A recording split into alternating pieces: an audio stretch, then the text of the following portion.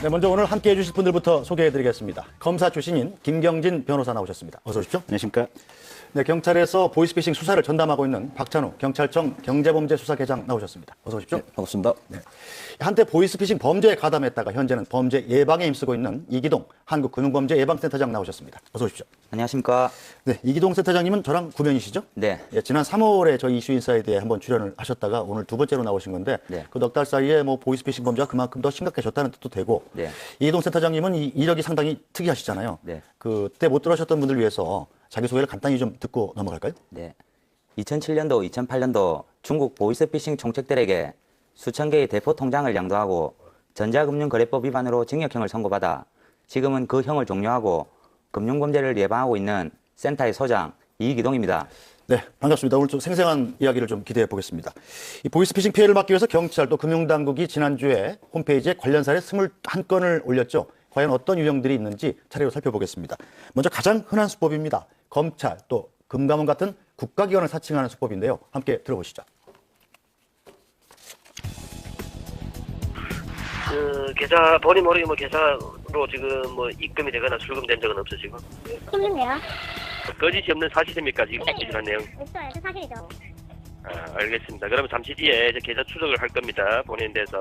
아니, 그 통장이 계산이 돼서 뭐 범죄 이용이 됐어요? 네네. 이제까지 뭐 들으셨습니까? 이용이 됐으면은 통장 계좌번호 좀 알려줘보세요. 제가 확인 한번 해볼게요. 지금 수사가 마무리 안 됐기 때문에 이 계좌는 본인한테 지금 알려드릴 수 없고요. 동결 처리가 된 상태고요. 네. 금강원에서 지금 저희들 합동으로 이루어지기 때문에 지금 이 본인이 범죄자들과 공모 사실이 있는지 없는지 금전관계가 있는지 없는지 이걸 판단하기 위해서 지금 조사를 이루어지는 거고요. 무슨 말인지 이해되시죠? 네네. 근데 계좌 쪽에 들어가면 본인들 금융거래는 모두 정지가 됩니다. 이용 정지가. 예, 이용 정지돼도 뭐 괜찮겠습니까? 이용 정지, 뭐 수사를 하려면 이용 정지를 해야 된다면서요. 아 그렇게 해드릴게요. 동결 처리해도 뭐 아무 제의 없으시고. 네, 알겠습니다. 전화를 내가 어디 들어요? 아니 이때까지 뭐 들으셨습니까? 어머, 못 들으면 왜 화를 내세요? 그러니까 이제 뭐 본인에게 저희들이 이제 전화를 연락드린 거는 왜냐하면 뭐냐 하면 지금 전화 주신 데가 어디냐고요? 서울지방경찰청입니다. 성함이요, 전화 주신 분 성함. 이철 수사관입니다. 됐습니까? 네, 마지막에 이 박기철 수사관 서울지방경찰청의 박기철 수사관이라고 얘기를 하는데 이 박 계장님, 이 박기철 수사관이라는 분이 경찰에 계시니까 혹시 아세요? 예. 뭐 실존 인물인지 조금 확인해 보지는 못했는데 예. 실제 형사들을 사칭하는 경우도 많이 있습니다. 아, 그래요. 그분들은 그럼 이 공직에 계시니까 뭐 이름을 알아내고 그런 건 어렵지는 않은 일이겠죠. 예, 어렵지 않습니다. 뭐 사건 관계된 인터뷰를 한다거나 거기에 이제 담당 형사로 언론을 탄다거나 하면은 쉽게 그 명의를 도용할 수 있습니다. TV에도 또 자주 나오시고 예. 경찰 분들은 예. 이 보이스피싱범 피해자 이 보니까 서울지방경찰청을 사칭을 하는데 경찰을 사칭하는 이유가 뭐예요? 일단 경찰이라면 네. 당황하게 만들 수 있는 정황이 있으니까 네. 아무 상관도 없는 사람들한테 뭐 통장이 범죄에 연루되었니, 개인정보가 유출되었니 이렇게 했었을 때 상대방을 당황하게 만들어 버리니까 예, 예. 이제 상대편에서 무엇을 원하는지 도움을 주려고 이제 부탁 같은 것을 네네. 하기 위해서 이런 정황을 많이 만드는 것 같습니다. 네. 김경진 변호사. 이 말투 들어보면 예전에 보이스피싱은 뭐 약간 연변 사투리도 좀 있고 그랬는데 이분은 제가 듣기에는 약간 경상도 사투리가 섞인 한국 검찰 같은 이 목소리 분위기가 좀 나더라고요. 네. 이렇게 이런 분들이 왜 그러니까 이런 범죄를 저지르는 거예요? 그 과거에는 예. 이제 이 보이스피싱 전화 콜센터가 대체로 중국 특히 이제 동북 삼성 지역에 많이 위치를 했었고 예. 그때 조선족들을 콜로로 많이 고용을 했었거든요. 네. 근데 그게 이제 워낙 알려지다 보니까 조선족 사투리를 쓴 정보 요구는 이게 보이스피싱이다 이제 이런 인식이 생기다 보니까 예. 그쪽에 3단계 업그레이드를 한 겁니다. 예. 그래서 조선족 말투 가지고는 안 되겠다. 그래서 한국에 있는 한국 사람들을 수입해서 직접 고용을 많이 합니다. 아. 그래서 사실 우리나라 국민들이 중국에 가서 상당수가 지금 고용이 되어 있는 이런 상태들이고요. 예. 근데 이제 역할들이 여러 가지 유형의 역할들이 있는데 예. 대체로 이건 지금 수사기관을 사칭한 보이스피싱 아니겠습니까? 네. 이런 사람들은 가령 이제 그 이전에 수사기관에 실제로 종사했던 사람들도 있고요. 그러니까 네. 전직 뭐 경찰이나 검찰 수사관들도 있을 네. 수도 있고 네.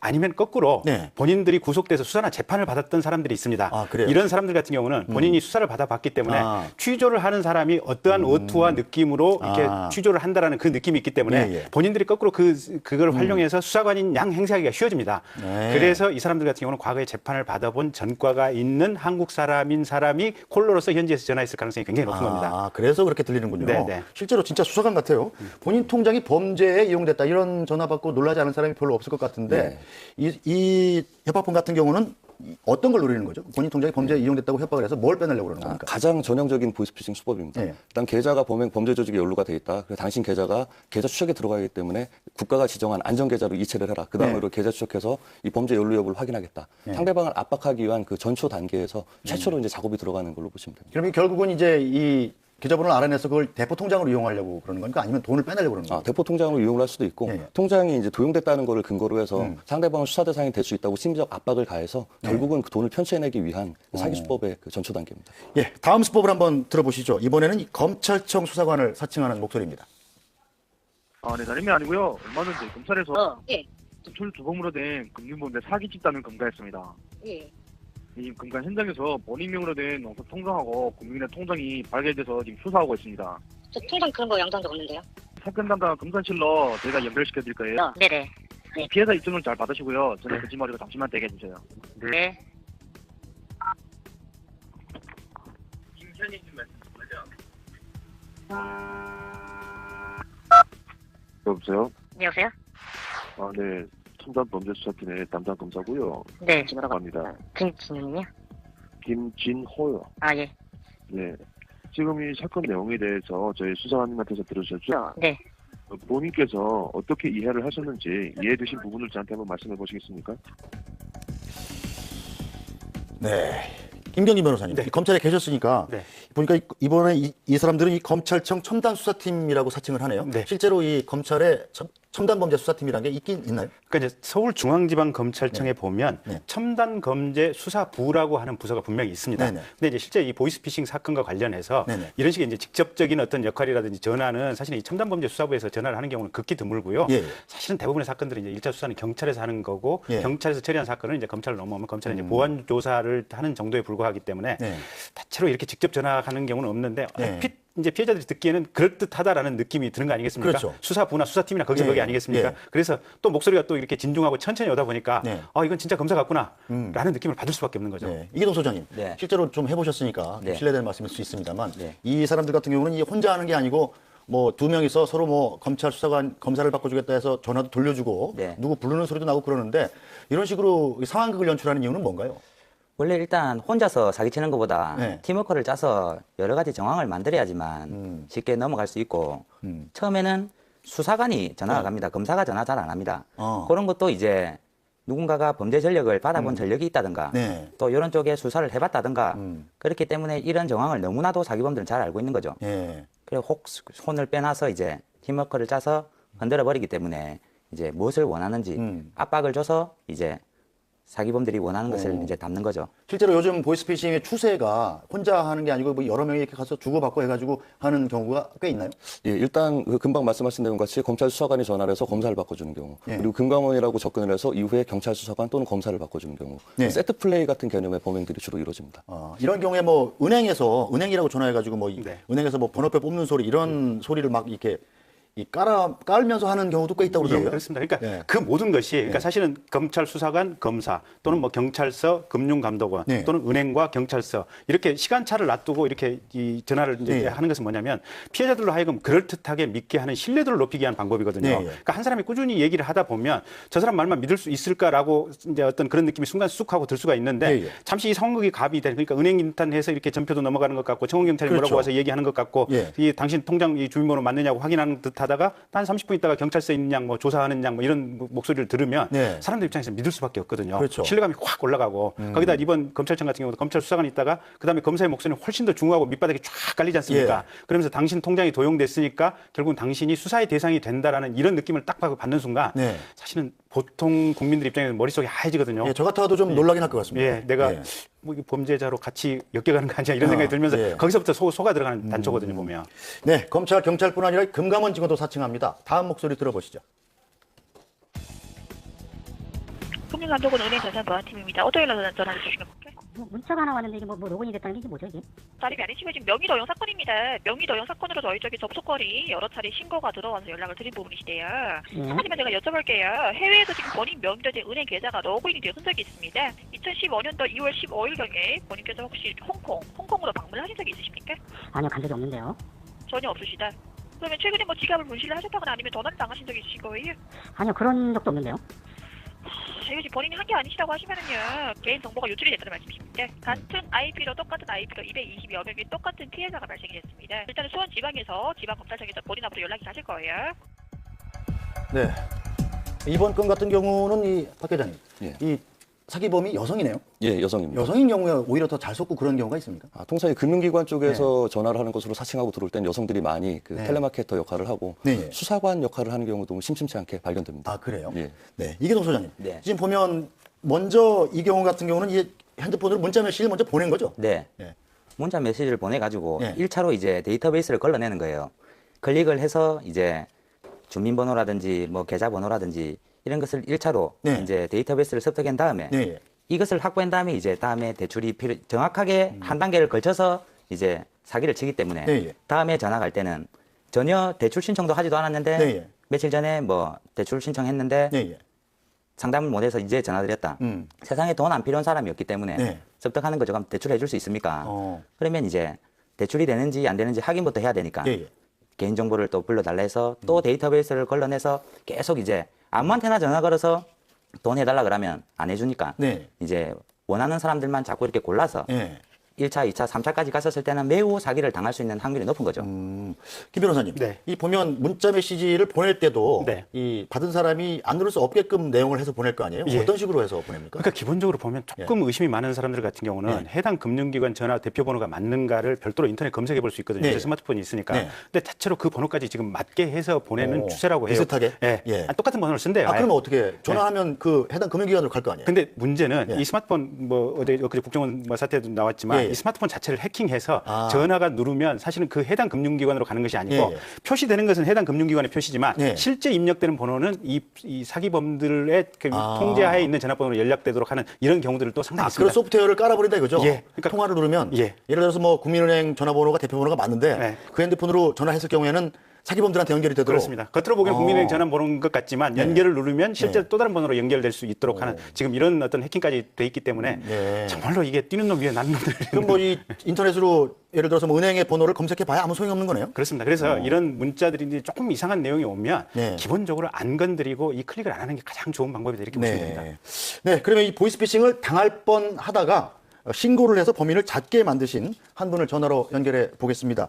이분은 사기단에 지금 협박을 당하고 있는 상황이어서 실명을 공개할 수 없고요. 저희가 그냥 편의상 김 선생님이라고 부르겠습니다. 김 선생님 나와 계십니까? 예, 안녕하세요. 네, 이 큰일 날 뻔하셨는데 이 보이스피싱 사기단이 그럼 맨 처음에 어떻게 접근을 하던가요? 아니, 대출 신청했다가 안 되니까 돈이 필요하십니까? 필요해 되니까 자기네들한테 돈을, 홍콩에서 오는 비자금이 있는데, 네, 그거를 내 통장으로 입금을 할 테니까, 네, 그거를 찾아갖고 자기네들 주면, 몇 프로를 주겠다. 네. 그런 식으로 해갖고, 이건 보이스피싱이다 해갖고 경찰에 신고를 하게 됐습니다. 그런 정도의 제안이면 사실은 솔깃할 만도 한데 어떻게 보이스피싱인 거를 알아채셨습니까? 아니, 그런 걸 뉴스에 한번 본 적이 있거든요. 여자가 돈 찾아갖고 도망가다 잡혔다는 그 뉴스를 한번 본 적이 있어요. 아, 뉴스를 보고 이런 수법이구나. 예, 예. 미리 알고 계셨군요. 예, 예. 그래갖고, 뭐 돈에 욕심 없는 사람 없지 않습니까? 그렇죠. 과액이 통장에 들어오는데. 예, 예. 예, 그래갖고 이제 경찰에 신고해갖고, 아침에 범인들하고는 아침에 만났지. 9시 반에 만나갖고, 네, 예. 그래갖고 저녁 오후 3시 55분 되니까 제 통장에 5천만 원이 입금이 되더라고요. 예, 예.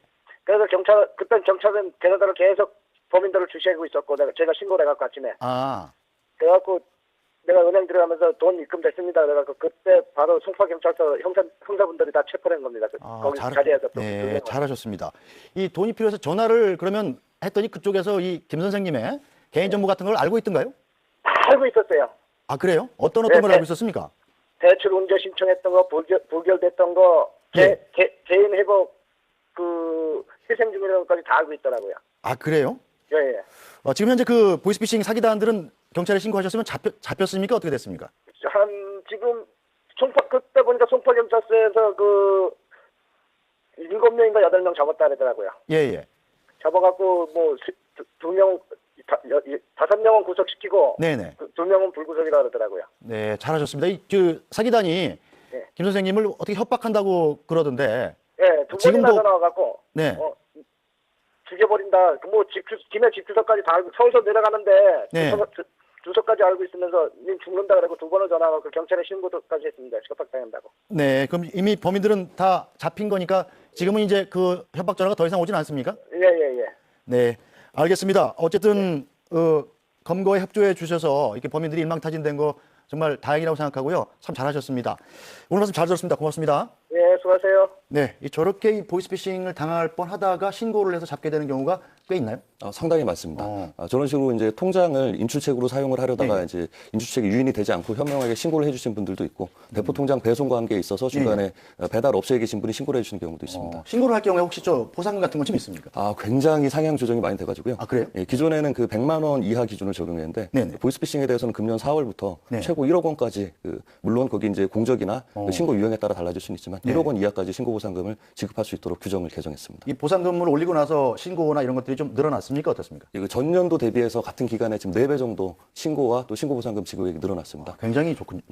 실적이 좋군요. 단일건으로 최고 500만 원이 지급된 사례가 있는데 네. 그 건으로 인해서는 그 중국하고 예. 태국에 있는 보이스피싱 총책들까지 검거를 해서 30여 명 이상 전부 구속 송치한 사실도 있습니다. 예, 잘 됐습니다. 김경진 변호사님. 보면 아까 그 김 선생님, 네. 가명입니다만 물론 네. 김 선생님께서 말씀하시기를 대출 신청 내역이나 뭐 개인회생 신고 같은 내역을 다 끼고 있었다고 하거든요. 네. 그런 정보를 어떻게 뽑아내나요?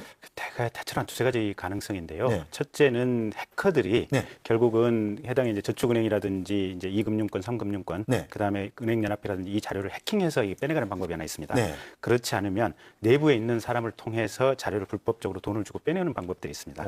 그래서 그러니까 지난번에도 그 롯데쇼핑이라든지 일부 지금 회사에서 보면 이 자료들, 뭐 고객 자료들 지금 넘겨주고 그랬던 사례들 있지 않습니까? 네. 그래서 내부에 있는 어떤 직원들이 사실은 그걸 좀 정확히 관리를 해야 되는데 네. 사실 돈 받고 그냥 팔아치우는 이런 경우들이 있어서 그 경우도 조금 수사를 해야 됩니다. 실제로 보면 이계동 센터장님 보면 이 은행의 대출문이나 네. 혹은 뭐 제2금융권이나 혹은 대부업체를 이용하는 분들도 있잖아요. 네, 맞습니다. 그 경우에 개인정보가 빠져나가서 이 돈이 필요하고 궁한 사람으로 이렇게 이른바 범죄의 목적지가 되는 경우가 있습니까? 맞죠. 이런 사람들은 이제 대출을 신청을 했었을 네. 때 대출은 누구나 돈을 목적으로 신청하는 거 아니겠습니까? 그렇기 때문에 부결난 사람들은 또 이런 사람들한테 데이터베이스를 팔아먹습니다. 네. 그렇기 때문에 사기범들이 이 사람이 돈이 필요하다는 걸 인지를 하고 있는 거겠죠.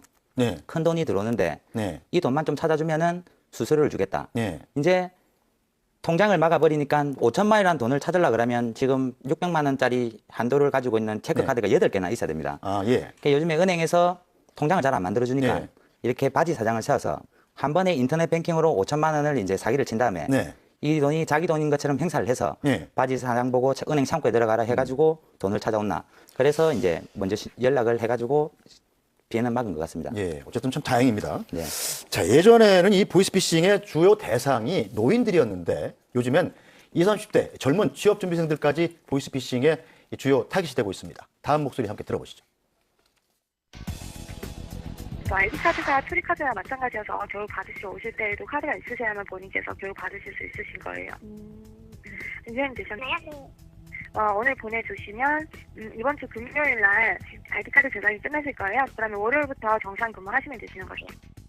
그러면 지금 뭘 보내드리면 돼요? 일단은 본인께서 이력서 한 부를 직접 출력을 해 주셔야 되시고요. 저희 쪽에 보내주시는 게 아니라 본인께서 서류 준비 다 되셨다고 하시면 제가 저희 보안팀에 연락을 해서요. 그쪽으로 직원분을 보내드리면 직원분 만나셔서 서류를 전달해 주셔야 되세요. 네, 알겠습니다. 손 봉투 안에 이력서랑 그 다른 다 빼주신 카드를 같이 좀 동봉해 주시고요. 봉투는 꼭 밀봉을 잘 하셔서 저희 직원분한테 전해 주셔야 되세요.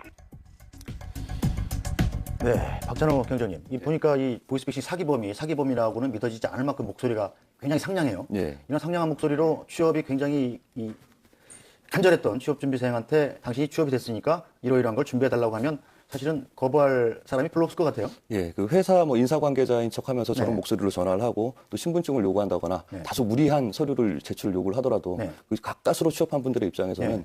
이런 요구에 대해서 섣불리 이의를 제기를 한다거나 네. 거기다 의문을 품기 어려운 게 사실입니다. 김경진 변호사님 보면 이 잔액 없는 체크카드를 좀 보내달라. 네. 근데 요즘 같은 데는 대학교 학생증도 그렇습니다만 신분증하고 체크카드가 같이 있는 경우가 많잖아요. 네, 거래원에서 네. 만들어주는 네, 경우가. 네, 네. 이 경우에는 사실은 뭐 거절할 명분이 없는 거 아닙니까?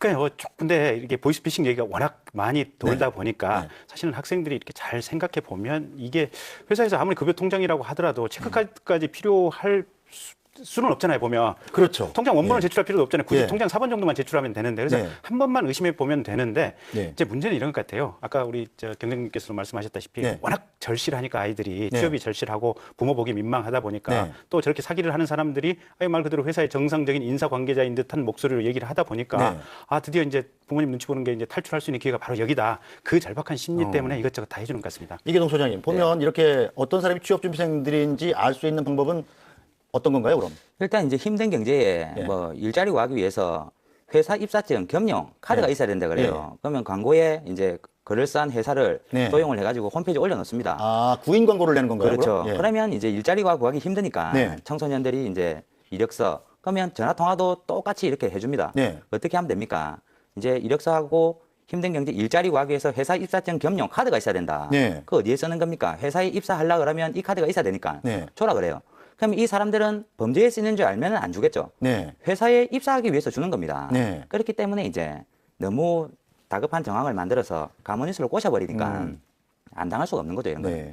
박경정님, 올해 실제로 이 취업을 미끼로 한 대포 통장 피해가 굉장히 많다면서요? 네, 상당히 많습니다. 네. 뭐 구인 구직 사이트를 이용해서 네. 취업을 빙자해서 필요한 서류를 달라고 하면서 거기에 통장을 살짝 끼워 넣어서 받아 챙기는 수법을 많이 사용하고 있습니다. 특히 20, 30대 여성들이 많이 당한다는데 여성들을 주요 이 목표물로 삼는 이유가 있습니까?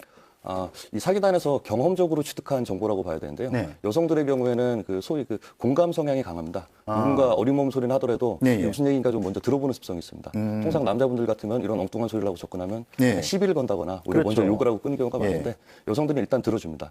들어주면서 심리적으로 지금 뭐 그 범죄 계좌가 당신 계좌와 연루돼 있다. 자금 추적을 해야 된다. 공범으로 수사를 받을 수도 있다. 이런 식으로 심리적으로 점점 압박을 해 들어갑니다. 네. 그럼 이제 여성분들은 수사기관에 대한 경험도 적기 때문에 네, 그렇죠. 이런 그 공갈성 협박에 이성적 판단을 못하고 피해를 보는 경우가 생깁니다. 네, 특히 여성들이 이 조심을 해야 되겠군요. 보이스피싱 조직원들이 또 여성들이 많이 늘어나는 추세인 것 같아요. 그러니까 정말 다양합니다. 네. 그러니까 각계각층의 사람들이 보이스피싱 조직원으로 이렇게 들어온다라고 예. 볼 수 있는데요. 예.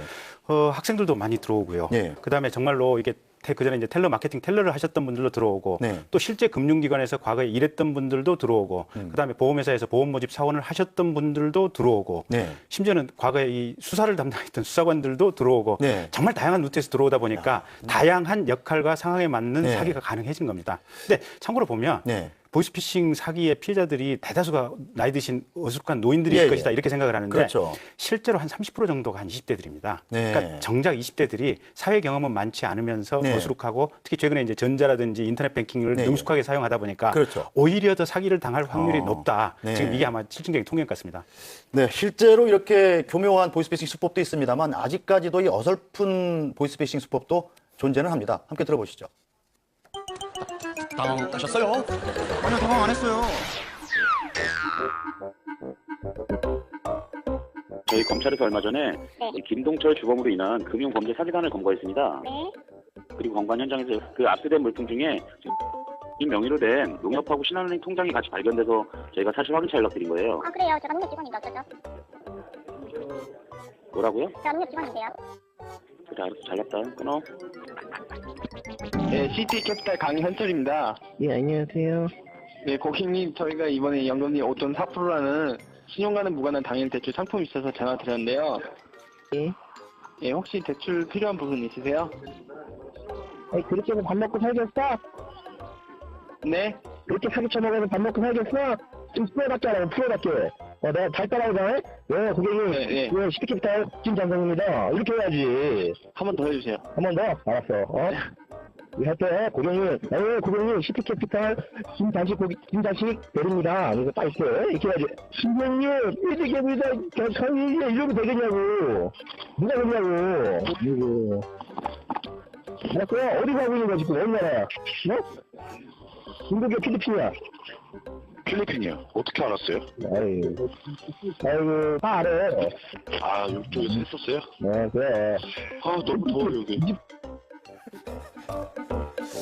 그 저분 같은 경우는 이계동 소장님이 보이스피싱 조직원이 전화를 했는데 전화를 받은 분이 이 경찰 수사관이었던 거죠? 네. 근데 뭐 아무한테나 이제 전화를 걸어가지고 서로 낚으려고 하는 거기 때문에 또 사기도 준비된 사람만이 좋은 결과를 얻을 수가 있습니다. 준비가 안 된 것 같아요, 제가 봤었을 때. 이렇게 이제 하면 할수록 사기 이제 정황도 이제 자기가 스스로 느껴보고 네. 검찰 수사를 받아본 사람들은 아 내가 이렇게 네. 수사를 받아보니까 이런 정황이 오더라. 네. 내가 이제 캐피탈에 일을 해보니까 이렇게 하니까 대출 신청이 잘 되더라. 네. 이런 경험 있는 사람들은 잘 낚아내는데 네. 이제 어중이 떠중이들은 이렇게 고생을 하는 경우가 많습니다. 이런 사람들은 범죄하면서 돈도 못 법니다. 욕만 들어먹고 그렇기 때문에 뭐 이런 사람도 있고 저런 사람도 있고 또 사회생활을 하더라도 실력가가 있고 예. 또 실력이 바닥인 사람도 있지만 네. 범죄도 똑같이 저렇게 잘하는 사람도 있고 또 장난식으로 하는 저런 사람도 있습니다. 이 저분 같은 경우는 수사관인데 굉장히 친절하게 상담을 해주네요, 조직원한테. 실제로 경찰 수사관들한테 전화 오는 경우도 꽤 있다면서요? 많이 있습니다. 아, 그래요? 지금 들어본 사례도 그 일산경찰서 김영사 사건이라고 해서 네. 굉장히 많이 이게 회자됐던 사건인데요. 이제 경찰관들한테 전화를 잘못해서 네. 인출체굴이 현장에서 검거된 사례도 많이 보고되고 아, 있습니다. 그렇습니까? 예. 어떻게 그런 경우 어떻게 수사를 해나가나요? 실제 이제 대포 통장을 모집하기 위한 전화 같으면은 통장을 제공할 것이냐 공작 수사라고 하죠. 약간 어리숙한 척하면서 현장에 나가서 통장을 전달하는 신용을 해주고 현장에서 범인들을 검거하는 경우도 있고 조금 더 사건을 키워서 송금돼서 들어오는 돈까지 전부 다 회수하는 경우까지 발견되고 있습니다. 그런 경우에는 이제 뭐 피해자들이 돈을 찾을 수도 있는 거네요. 그렇습니다. 송금이 되더라도 그 인출체계에게 빠져나가지 않고 경찰관이 중간에 개입을 해서 그 계좌 지급 정지를 하기 때문에 피해금을 회수할 수 있습니다. 네, 참 그렇게 되면 굉장히 다행인 경우인데 이 실제로 보이스피싱 범죄를 일단 당하면 돈을 다시 찾는다는 거는 좀 실질적으로 어렵다고 봐야겠죠. 굉장히 어렵습니다. 물론 이제 금감원에서 여러 가지 제도 개선을 통해서 뭐 이제 300만 원 이상이라는 조금 좀 돈을 묶어놓는다든지 또 지금 이제 이 금융 사기에 관한 특별법이 제정이 돼서 일단 지급정지 신청을 한다면 당장에 묶을 수 있는 방법은 있지만 대체로 어떤 식으로 가냐 이 사람들이 보이스피싱이라고 하는 것을 파악하기 어려운 30분 내지 1시간 동안에 전화를 계속 끌어서 묶어둡니다. 그리고 그 시간 동안에 아까 이 소장님 말씀하신 대로 여러 통장으로 분산시킨 다음에 인출을 하기 때문에 대부분은 찾기 어려운 경우들이 상당히 많은데 그래도 과거보다는 조금은 낫습니다. 뭐 때문에 낮은 거죠? 그러니까 이제 정부에서 여러 가지 대책을 마련해서 신속하게 파악만 하면은 그냥 곧바로 지급을 묶어놓을 수 있는 이 제도를 만들었기 때문에 그 제도 때문에 조금은 나아진 건데 어쨌든 과거에는 그 돈을 묶기가 그렇게 쉽지가 않았거든요. 보이스피싱 초창기 같은 경우에는 은행에서 그러니까 은행에 가면 법원에서 이 가처분 출금하지 말라는 가처분 결정서 받아와라 아주 초기에는 그런 경우까지 있었거든요. 그걸 받는 사이에 다 그렇죠. 받는데 벌써 며칠 가버리니까요. 그렇죠. 불가능한 상황인데 지금은 곧바로 신고하고 경찰에 신고했다는 접수증하고 은행에다가 이 얘기를 하게 되면 바로 일단은 묶어놓습니다. 지금 제도가 좀 한 번 더 개선이 돼서 112로 신고를 하시면 원스톱 서비스로 경찰에서 바로 계좌 지급정 조치를 해버립니다.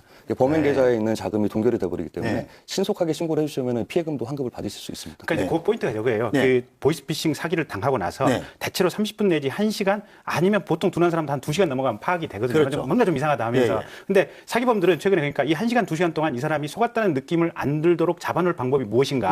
그래서 계속 끊임없이 이런저런 전화라든지 연결 포인트들이 많이 옵니다. 그래서 이 사람들이 정신없게 만들어버리거든요. 생각할 틈이 없도록 하고 그 시간 내에 어떻게 최대한 찾아가는 방법을 하기 때문에 그렇군요. 돈을 송금하고 나서 계속 전화가 온다. 아니면 대화가 필요하게 길어진다. 아무리 금융 공공기관을 사칭했다고 하더라도 그 순간에 좀 생각을 해보셔야 됩니다. 이동 소장께서 지금 개발하고 계신 게 있다면서요? 그 보이스피싱을 좀 막을 수 있는 그런 프로그램이 있다고 하니까 뭡니까? 사전 이제 문자 서비스라고 입출금 거래 내용 문자 서비스 아시죠? 그 이제 돈이 들어오면 돈 들어왔다가 문자 오고 돈 빠져나가면 빠져나갔다고 문자가 옵니다. 그게 잘못됐다는 거예요. 빠져나간 뒤에 온다 이거죠. 그렇죠. 왜 빠져나가고 나서 돈을 보냈느냐? 이거 내가 안 보냈는데. 그리고 나면 이제 은행에서는 정상적인 결제가 됐다. 고객은 내가 한 게 아니다. 또 법원에서는 내가 개인정보를 유출시키지 않았다면 이제 어디서 개인정보를 유출시켰겠느냐. 그리고 나서 법원에서는 또 은행 손을 들어줘 버리는 거예요. 그게 이제 환급하는데도 시간도 많이 걸리고 이리저리 이제 마음 고생하는 사람들을 위해서 저희 한국금융범죄예방연구센터에서 국민들이 이제 안전한 금융거래를 할 수 있도록 이제 개발 완료를 해가지고 하루 아침에 이제 빨리 은행권에 이제 도입을 해서 시중에 지금 상품을 낼 그게 좀 빨리 도입이 생각하고 됐으면 있습니다. 좋겠네요. 이 보이스피싱의 진화 어디까지 가는 걸까요? 지금까지 금감원에서 공개한 사례를 들어보니까 이 허술하고 황당한 사례도 많은 게 사실인데요.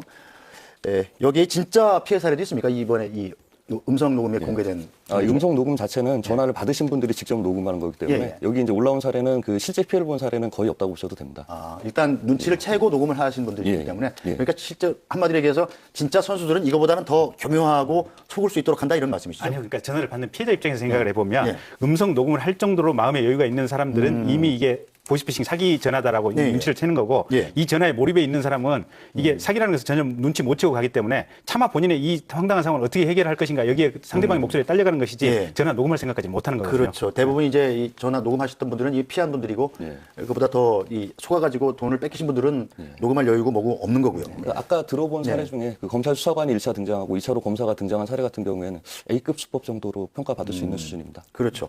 자, 보이스피싱을 위해서 이 쓰는 미끼도 가지가지입니다. 박 회장님, 이 돈 찾아서 냉장고에 넣어두세요. 이런 사건도 있었다면서요? 예. 뭐 중간에 이제 어떤 방식으로든 속여서 계좌 이체를 받아서 돈을 편취해내야 되는데 네. 계좌 이체를 하지 말라는 홍보가 좀 많이 돼 있다 보니까 그렇죠. 중간중간에 의심도 하고 정 못 믿겠으면은 돈 찾아서 집에 보관해놔라. 네. 누가 이제 범죄조직에서 와서 돈을 또 뺏어갈 수도 있으니까 냉장고에 넣어놓으면은 나중에 우리가 보여주겠다. 이렇게 해서 실제 금감원 직원 신분증 차고 가가지고 예. 돈을 받아오는 경우도 있고 이렇게 냉장고에 보관해놓으라고 해놓고 다른 은행 가서 하나 더 찾아오라고 지시를 합니다. 빈집이 되면은 밤을 넘어가서 훔쳐나오는 경우까지 있습니다. 그건 뭐 피싱과 절도가 굉장히 융합형 범죄라고 할 수 있네요. 맞습니다. 자, 이거는 좀 이 보통 사람 같으면 돈 찾아서 냉장고에 넣어놓으라는 건 잘 속지는 않을 것 같은데 실제로 보니까 이 꽃집을 통해서 이 빼돌린 돈을 다시 빼돌린 일당이 잡힌 사건도 있었습니다. 관련 영상 한번 보고 가겠습니다. 꽃집을 하는 양모 씨는 최근 희한한 전화 주문을 받았습니다. 장인에게 선물할 것이라며 돈을 미리 입금할 테니 현금 200만 원을 끼운 꽃다발을 만들어주면 곧 사람을 보내겠다는 거였습니다. 계좌번호를 알려줬더니 2시간 뒤 513만 원이나 들어왔습니다. 저희가 사업을 하는데 조금 돈을 받아야 되는 게 있는데 그 돈을 이쪽 꽃집으로 바로 돈을 넣어주겠다. 조금 뒤 처남이라는 사람이 찾아와 돈이 실수로 많이 입금됐다며 잔액과 꽃다발을 요구했습니다. 꽃값 17만 원과 꽃다발에 꽂은 200만 원을 뺀 296만 원을 현금으로 받고 꽃다발까지 챙겨갔습니다. 그런데 입금된 돈은 천안의 한 정미소 주인이 보이스피싱으로 사기당해 송금한 돈이었습니다.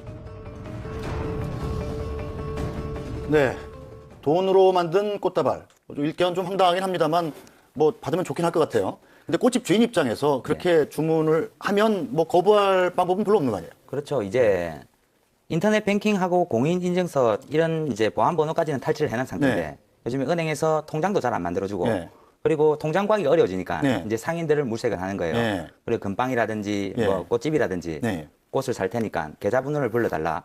금을 살 테니까 계좌번호를 불러달라. 그리고 나서는 이제 입금을 시켜버리는 거예요. 그리고 나서 금 사가지고 가버리고 돈으로 환전해버리고 꽃 사가지고 현금이 있으니까 이제 요 정도는 편취를 하면은 우리도 손해볼 건 없겠다. 통장값도 안 드려도 되고 그런 식으로 이제 앞으로도 이런 범죄가 많이 기승부릴 것 같습니다.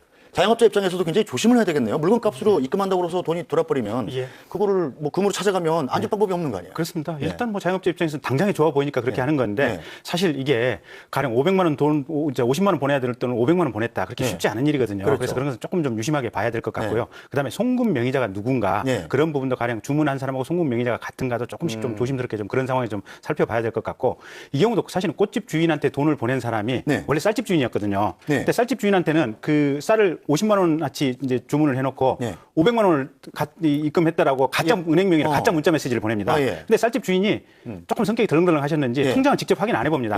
은행명의로 500만 원 들어왔습니다 하니까 그러면 500만 원 은행에서 이렇게 문자 왔으니 500만 원 들어왔겠지 하고 근데 이제 이 사람들이 쌀집 주인한테 우리가 450만 원 더 보냈으니까 이 꽃집 주인 통장을 불러주면 이리 이체해라. 돌려달라. 이쪽으로 이체해라. 그래서 이 사기 당한 돈을 꽃집 주인은 그대로 그냥 자기 물건 파니까 좋다라고 해서 뺏어 준 거거든요, 보면. 그래서 조금 좀 그런 식의 엉뚱한 거래 주문으로 봤을 때는 조금 신중하게 또 시간을 좀 가지면서 천천히 좀 물건을 판매하고 계산을 정산하는 이런 습관을 들이시면 좋을 것 같습니다. 이 경우에 자영업자가 속아서 이른바 대포 통장 노릇을 해줬단 말이에요. 그 경우에 처벌을 받습니까? 지금 이런 분들의 경우에는 그 본인들의 고의와 관계없이 범죄 수익이 세탁되는 과정에 참여를 하시게 됩니다. 사안에 따라서는 경찰 조사를 받을 수도 있습니다. 공범으로 일단 수사를 받을 가능성이 높고 그 수사를 받고 안 받고의 그 문제 이전에 영업에 이용되는 계좌이기 때문에 이 계좌가 대포 통장으로 어떻게 됐건 이용이 됐기 때문에 지급 정지 조치나 아니면 사후에 이분들에 대한 그 비대면 거래, 은행 거래에 대한 그 제재가 들어가기 때문에 영업에도 막대한 피해를 입으실 수 있습니다. 이 다음 케이스는 보면 이 미숙인데 잡지 구독 좀 해줘 이 얘기인데 이건 무슨 사건인가요? 그러니까 이거는 국내에 있었던 건데요. 딱히 보이스피싱이라고까지는 어려운데 이 텔러 마케팅을 하는 회사에서 기가 막힌 영업 방법을 고안해냅니다. 이건 실제로 회사였어요? 네, 실제로 한국 국내에 있는 회사였는데 그래서 젊은 한 40, 50대 아주머니들을 주로 텔러들로 고용을 해가지고 주로 전국 각지에 있는 50대 남성들에게 전화를 합니다. 그러면서 나는 너의 초등학교 동창 누구누구다. 근데 우리가 안 본 지 벌써 한 30년 되지 않았느냐. 저도 잘 기억 안 납니다. 예, 기억 안 나는데 근데 나랑 우리 무슨 일이 있었고 우리 반에 누구 있었고 그러면 그러니까 대충 그냥 고개를 주걱주걱 듣게 되죠. 예, 초등학교 뭐 졸업 사진집 보면 이름이나 이런 것들은 다 나오니까요. 그래서 그런 내용을 주워 삼키면서 근데 내가 결혼하고 나서 지금 상황이 굉장히 어려워졌다. 남편 사별하고 지금 아기 하나 키우고 있는데 아기 대학 등록금 때문에 힘든데 잡지 하나만 봐달라. 잡지는 뭐 그렇게 썩 고액은 하지 않습니까? 그래서 1년 잡지 구독료가 10만 원 정도 한다 이러면 한 20만 원 정도 조금 더 얹혀서 해달라고 하면 대한민국 50대 남자들이 그거 안 해줄 사람이 없거든요. 짠하다 이러면서. 그래서 그럴 수 있죠. 물건 같은 경우도 한 20만 원짜리 되면 한 40만 원 정도 이렇게 팔면 대부분 사줍니다. 그래서 이렇게 2년 동안 영업을 해서 수십억 상당의 이득을 취한 이 사업자가 있었는데 어떻게 보면 50대 남성의 심리를 교묘하게 파악을 해서 정확하게 그 약점을 찔러서 장사와 사기의 경계선상에 있는 행위를 했는데 결국 사기죄로 처벌을 받았죠. 처벌 받았어요? 네. 아이고 다행입니다. 이게 좀 이 마음 약한 남자들 마음을 이용하면 안 되죠. 이것도 모자라서 요즘에는 이게 메르스 악용한 이 보이스피싱 수법도 있었다면서요? 저번에 한참 메르스 유행할 때. 사실 그 메르스 관련된 보이스피싱 사건은 해프닝이었습니다. 아, 그래요? 실제 그 격리 대상자 가족에게 전화를 해서 메르스 지원금을 준다고 계좌번호 알려달라. 그리고 실제 본인이 맞냐 인적사항 대봐라. 이런 식으로 접근을 해서 그 환자 가족분들께서는 보이스피싱인 줄 알고 신고를 하셨는데 경찰에서 내사해본 결과 실제 보이스피싱 지원금을 주기 위해서 연락을 한 걸로 확인됐습니다. 메르스 지원금을 주기 위해서 실제로 그건 그런 사기는 없었다 이거죠? 그렇습니다. 자, 보이스피싱 수법이 진화하고 있습니다. 요즘에 보면 이 중국 동포 사투리는 아예 사라졌죠. 조금 전에 뭐 이 연변 사투리 나왔다고 해서 수사관한테 혼나고 그러지 않았어요? 그런 건 없어졌다고 봐야 되고 보안 카드를 살짝 스캔해라. 그 말을 내렸더니 1,000만 원이 전부 빠져나갔다는 사건이 있었어요. 이건 어떻게 하는 겁니까? 큐싱이라고 이제 QPR 코드와 피싱의 합성으로 일단 이 사람은 벌써 핸드폰이 악성 코드에 감염이 되어 있습니다. 그러면 이제 정상적인 사이트에 가입을 하더라도 다른 사이트로 이제 넘어가게 됩니다. 그러면 이제 보안 강화 서비스에 가입을 하라는 창이 뜹니다. 그 이제 QPR 코드에 이제 보안 카드를 스캔해라. 스캔하는 순간에 이제 보안 카드 번호 35자리가 빠져나가겠죠. 그럼 이제 그 사진을 찍는 거죠? 그러니까 보안 카드 사진을. 파밍하고 똑같은 수법인데 보안 카드 35자리를 이제 요구할 경우에는 다 파밍이라고 이제 자꾸 이슈가 되고 있으니까 이제는 요것처럼 다른 수법을 써서 조금 종목을 조금 바꿔본 것 같습니다. 사진을 찍히는지 모르게 그냥 그렇죠. 이렇게 갖다 대라. 그러니까 카메라에 일단 악성 코드가 이제 심어져 있어 이제 딱 지나가는 순간에 딱 모든 카드 정보가 빠져나가는 것 같습니다. 이 경우에는 그 스마트폰 많이 쓰는 젊은 층이 주 대상이 되겠군요. 예, 그렇습니다. 스마트폰 자체가 그러니까 완벽하게 해킹을 당해 있는 이런 상태라고 봐야 될 것 같고요. 그래서 이제 스마트폰에 공인 인증서라든지 여러 가지 것들이 설치돼 있으면 그것까지 다 그냥 다 탈취된다. 그래서 심지어 이제 요 보안 카드 사진을 찍는 것은 그 마지막 보루인 이 물리적인 보안 카드 숫자까지 그냥 빼내간다는 거 아니겠습니까? 그래서 완전히 완벽하게 위험한 상태다 이렇게 보시면 될 것 같고요. 가지고 있는 통장이라든지 자산은 금융자산은 그냥 순간 다 털린다 이렇게 생각하시면 될 것 같습니다. 자, 박경정님, 이 대검 홈피까지 가짜로 만들어서 위장 홈페이지를 만드는 경우도 꽤 있는 거죠? 최근 그 유행하는 수법입니다. 대검 홈페이지를 띄워놓고 거기에 본인 인적사항을 집어넣으면은 현재 내가 수사를 받고 있다는 내용의 그 허위의 문서가 현출이 됩니다. 대검 검찰총장 명의로 된 문서가 올라옵니다. 그걸 나서 이제 다시 화면이 바뀌면서 계좌 보호 조치를 위해서 금융정보를 입력해라. 보안카드 번호를 입력하고 계좌 비밀번호를 입력하고 이렇게 되면은 넘어간 금융정보를 가지고 사기단에서 공인인증서를 새로 발급을 받아서 제 공인인증서를 사기단에서 새로 발급을 받게 됩니다. 제가 가지고 있는 모든 계좌에 있는 잔고가 털려나갈 수밖에 없습니다. 그런데 대검 홈페이지가 저게 진짜인지 가짜인지가 어떻게 구분을 해야 됩니까? 일반인 입장에서. 이제 사기단에서는 그 뭐 포털 검색해서 대검 홈페이지에 들어가라 이런 식으로 접근하지 않습니다. URL을 불러줍니다. 대검 홈페이지가 SPO로 시작되는 게 대검 홈페이지인데 SPO 테크, ERC 이런 식으로 뒤에 이제 단서가 붙습니다. 불러주는 그러니까 URL을 불러주는 대로 입력을 해서 들어간다면은 무조건 가짜 사이트로 유인하는 걸로 보셔도 됩니다. 대검 홈페이지라면 뭐 이 이른바 포털에다가 대검찰청이라고 치면 바로 나오는데 일부러 입력할 이유가 전혀 없지만 약간 다른 주소를 부여한다는 거죠. 대검하고. 거의 유사한 번호를 사용해서 합니다. 그러니까 대체로 보면 spp.go.kr이 이제 대검 홈페이지거든요. 그래서 정부기관 홈페이지는 대부분 go.kr인데 이 사람들 불러주는 것은 .kr이든지 아니면 .com이라든지 .net이라든지 이런 식으로 spp.net 뭐 이런 걸 불러주거든요. 그러니까 듣는 사람들 입장에서는 얼추 비슷하다고 생각하고 그냥 이 정신적으로 제압당해서 그냥 그대로 치고 들어가면은 바로 모든 것을 다 털리게 되는 겁니다. 이제 금융사기 피해 예방하려면 어떻게 해야 할까요? 이 피해 예방 홍보 영상 한번 보고 계속하시죠. 지금 금융사기에 연루되신 것 같습니다. 주민등록번호가 네, 계좌번호랑 비밀번호. 금융회사는 전화로 비밀번호와 계좌번호를 절대 묻지 않습니다. 인터넷에서 보안카드를 전부 다 입력하라는 요구는 금융사기입니다. 통장을 양도하는 경우 형사처벌을 받거나 금전적 피해를 입을 수 있습니다. 금융사기, 피해 예방이 최선입니다. 네, 홍보 영상까지 봤습니다. 시간이 많이 흘러서 이제 이미 방송을 마무리해야 될 시간이 됐네요. 그러면 박찬우 경정께서 어떻게 하면 금융사기를 당하지 않을 수 있는지 요령을 간단히 한 번 더 정리해 주시죠. 예. 수사기관이나 금융기관은 어떠한 경우에도 전화를 통해서 개인정보를 요구한다거나 특정 사이트에 접속을 하라고 유인을 한다거나 이런 식의 전화는 절대 하지 않습니다.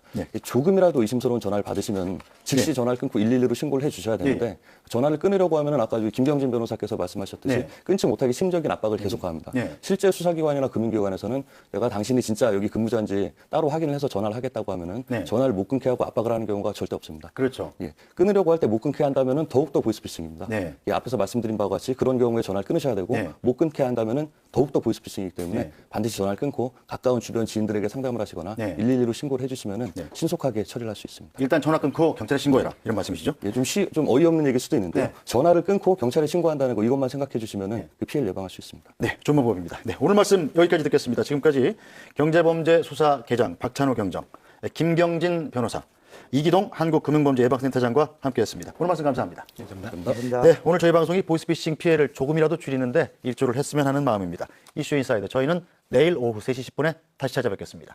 시청해주신 여러분 고맙습니다.